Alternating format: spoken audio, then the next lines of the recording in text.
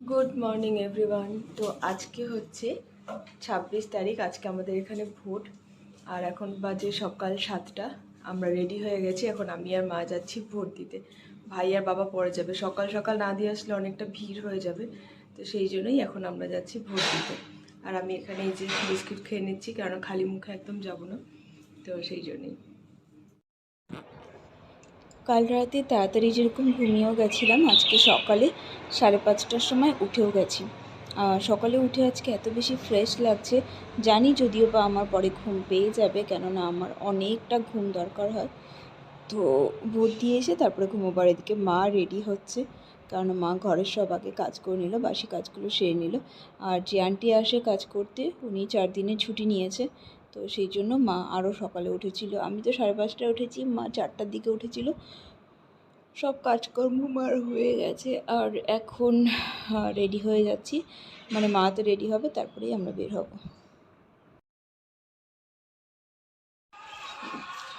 বেরিয়ে গেছি আমরা ভোট দেওয়ার জন্য।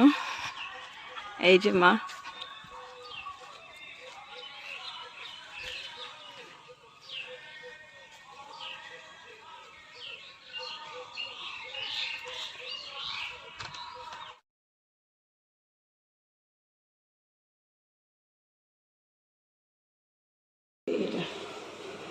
চলে আসছি আমরা ভোট দিয়ে। এই যে মারও ভোট দেওয়া হয়ে গেছে, আমারও হয়ে গেছে ভোট দেওয়া।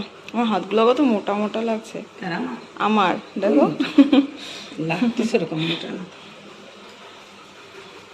মা তো স্নান করেই গেছিল, এখন মা পূজা দেবে। ভোট দিয়ে তো এসে গেছি। এখন বাবার ঘরটা গুছিয়ে দিই। আমাদের ঘর সব গোছানো হয়ে গেছে। এই যে বাবা তো একটু আগে ঘুম থেকে উঠলো, তো এখন বাবার ঘরটা গুছিয়ে দিই। তো রোজ দিন সকালবেলা ঘুম থেকে উঠে আমি ডাবের জল বা একটু ছাতু খেয়ে নেই, তারপরে আমি আবার শুয়ে থাকি। তো তারপরে তো তেমন কোনো আমার কাজ থাকে না, কেননা মা কিছুই করতে দেয় না। সত্যি কথা বলতে আমি এখন কোনো কাজ করতেও পারি না। তো শুধু সবার ঘরগুলো আমি গুছিয়ে দিই। আমি আর মা যেখানে শুই সেটা, বাবার ঘরটা আর ভাইয়ের ঘরটা। ঘরগুলো গোছানোর সাথে সাথে আমার হাত পাও একটু নড়াচড়া হয়ে যায়, প্লাস হাঁটাটাও একটু হয়ে যায়। আর মা যেহেতু ওইদিকে রান্নাবান্না বাকি সব কাজ করে, তো সেই জন্য আমি ঘর গোছানোর দায়িত্বটা নিয়ে নিয়েছি। এতে আমার মানে শরীরটা চলাচল থাকবে, তাহলে না হাত পাটা ফুলবে না। ভোট দিয়ে এসে আমার খিদে পেয়ে গেছে, তো এই যে কলা আর মিষ্টি দিয়ে এখানে দুটো রুটি আছে। দুটো রুটি যদিও বা খেতে পারবো না, তো নিয়ে যাই, দেখি কটা খেতে পারি।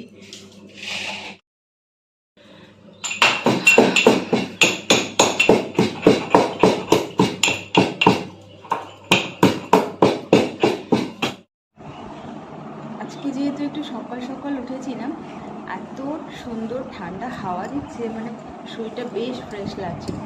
তো ভাবছি যে কাল থেকেও এরকম সকালে ওঠারই চেষ্টা করবো। আসলে ঘুমের ওপর ডিপেন্ড করে। যেমন কাল রাতে আমি 1টার মধ্যে ঘুমিয়ে পড়েছিলাম, এবার রোজ দিন সেটা হয় না। কোনো কোনো দিন এরকম হচ্ছে যে 3টা 4টা বেজে যাচ্ছে, কোনো দিন ভোরবেলায় ঘুমোচ্ছি, তো তখন ঘুমিয়ে 7টায় ওঠা সম্ভবই না।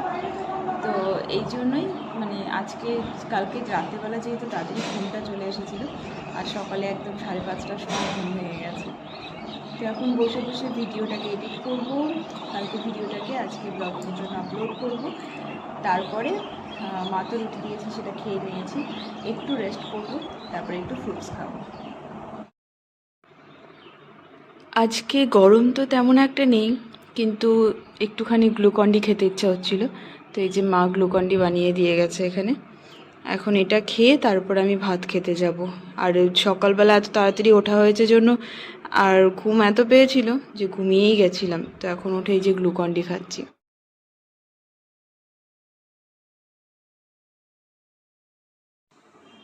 তো আগের দিনও দেখিয়েছিলাম, মা আমার জন্য বেসন দিয়ে একটা মানে গোলার মতন বানিয়ে দিয়েছিল ফেস প্যাক। তো আজকেও এটা বানিয়ে দিয়েছে, আর এটার মধ্যে কফিও মিক্স করেছে। তো এটা লাগিয়ে আগে স্নানটা সেরে ফেলি।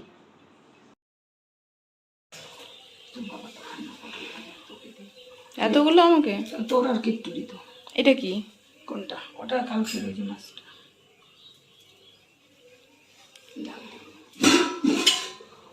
এটা হচ্ছে ওই কাল যে বাবা সরপুঁটি মাছটা এনেছিল, একদম টাটকা ছিল, তো এই জন্যই সর্ষে বাটা দিয়ে করেছে। আর এখানে হচ্ছে কাঁচা আমের টক। এখন বাজে বিকেল 4:30 আর সামনের বাড়ির জেঠিমা আর মা মিলে একটু পিঠে বানিয়েছিল, তো সেটাই মানে এখন খাবো। অনেক দিন থেকে ভেজানো পিঠা খেতে ইচ্ছে হচ্ছিলো, কিন্তু যেহেতু মাসিকে দিয়েই বানানোর কথা ছিল, মাসির শরীরটা তেমন ভালো যাচ্ছে না, এই জন্য মা আর জেঠিমা মিলে বানিয়েছে। আর এখানে দিয়েছে আমাকে একটু বেলের শরবত, যাতে কিনা পেটটা ঠান্ডা থাকে, তো এই জন্যই এখন এটা দিয়ে গেছে। আর এখানে সুইটিও এসেছে, তো এখন দুজনে মিলে আগে এটা খাবো। যখন পিঠে খাওয়ার দিন ছিল সেই তখন থেকে আমার ভেজানো পিঠে খাওয়ার ইচ্ছে ছিল, যদিও বা আমার শাশুড়ি মা আমাকে খাইয়েছে, কিন্তু মায়ের ইচ্ছা ছিল যে এখানে আসার পরে মাও বানাবে। এত পরিমাণে গরম পড়েছে না, এই জন্য মাও সাহস পাচ্ছিল না, তো অল্প করেই বানিয়েছে। যেটুকু দেখলে ওটুকুই ছিল, বাকি শুকনো পিঠে 2-3 পিস ছিল। বাবা যেহেতু খাবে না, বাবার পেটে ব্যথা, আর ভাই হচ্ছে অত একটা পছন্দ করে না, মানে ও ভেজানোটা ভালোবাসে বাট শুকনোটা না। মা এখন বানাবে কলার বড়া। আসলে গরম তো, অনেকগুলো কলা আনা হয়েছিল, তো কলাগুলো পেকে গেছে, আর আমি পাকা কলা ওরকম খাই না, তো এই জন্য এখন কলার বড়া বানাবে। সারা দিন রান্নাঘরে, সেই সকালে 9 to 5 জব না, এটা 9 to 12, একদম 24 ঘন্টার জব মনে হয়। তো এই যে মা এখন বানাবে কলার বড়া। এখানে কলাটা এখানে মাখা হয়ে গেছে, আর এই তেল গরম হচ্ছে এখানে। কেমন লাগে গরমে রান্নাঘরে বলো? ভালোই লাগে, আর কেমন লাগবে, ভালোই লাগে। সত্যি কথা বলতে মায়ের সকাল থেকেই রান্নাঘরে থাকতে হয়। আগে তো বাবার জন্য যেটুকু টুকটাক করতে হতো, প্লাস এখন আমিও আছি জন্য আমার জন্যও করতে হয় মাকে।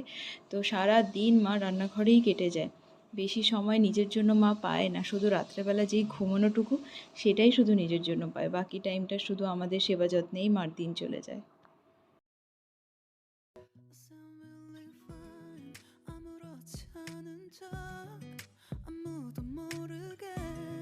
조심하는데도 티가 났나 봐. Sound really fine. 너와 함께 했었던 시간이 길었어.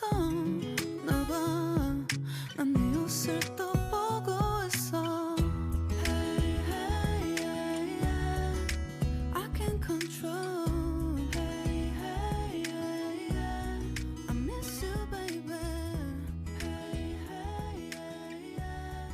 난 좀 더 빨리 널 이제. এখানে এই যে অল্প হয়ে গেছে ভাজা, আর একবার হয়তো হবে। এই যে পাকা কলা থাকলে এরকম বড়া বানিয়ে খেতেই বেশি ভালো লাগে, কলাটা আর ভালো লাগে না। মা যাচ্ছে হচ্ছে এখন বিয়ে বাড়িতে, আর দেখো এই যে এই শাড়িটা দেওয়া হচ্ছে, নতুন বউ তো, আর এটা এখানে একটু লাইট কালার দেখাচ্ছে, এটা ডার্ক কালারের একটা শিফনের শাড়ি আছে, তো এটা আমারই মা নিল, তো এই শাড়িটা দেওয়া হচ্ছে। কিট্টু যাবে না? দেখ এখন রেডি হলো? ওই রেডি হয়েছে, ডাকলাম তো ফোন করে। ঠিক আছে। তো এখন বাজে রাত 10টা, আর মা বিয়ে বাড়ি থেকে চলে এসেছে। আসলে আমাদের দোকানে একটা ভাই থাকে, ওর দাদার বৌভাত ছিল, তো তাড়াতাড়ি করেই মা গিয়ে চলে এসেছে, যেহেতু আমি আর বাবা বাড়িতে ছিলাম, আর আমাদের খিদেও পেয়ে যাবে, সেই জন্য মা চলে এসেছে। আর মা বানিয়েছে আজকে যে ডাল পুরি, আর এখানে হচ্ছে আলুর সবজি আছে, বাবাও ওদিকে খেতে বসেছে। আর সেদিন যে পুচকাটা এসেছিলো না, বৌদি আর পুচকা, তো সেই দাদা আমাকে একটা চকলেট দিয়ে গেছিলো, সেটা খাওয়াই হয়নি, তো এখন ভাবলাম যে এখন বসে বসে চকলেটটা খাই, যদিও বা আমি একবারে পুরো চকলেট খাই না। তো আজকের মতো ভিডিওটাকে আমি এখানেই শেষ করছি। সকলে ভালো থাকবেন, সুস্থ থাকবেন, আর আমার চ্যানেলকে ভালো লাগলে লাইক, কমেন্ট, শেয়ার আর সাবস্ক্রাইব করতে ভুলবেন না। Thank you for watching, love you all.